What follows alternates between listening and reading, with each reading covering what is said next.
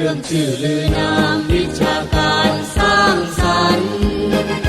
ไม้พันนานาอยู่อาศัย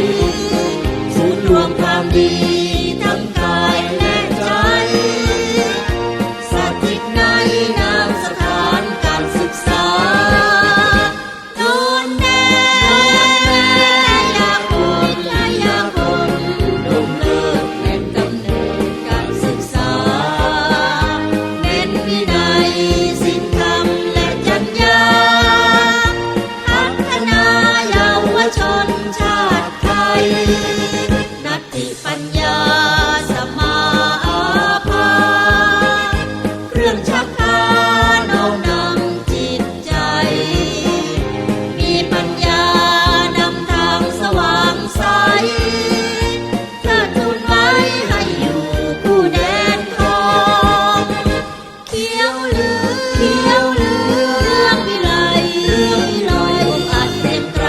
ยิ่งใหญ่กว่าใครทั้งพ้อง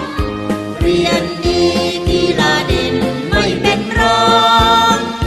เราพี่น้องร่วมสร้างนำทางมวลชน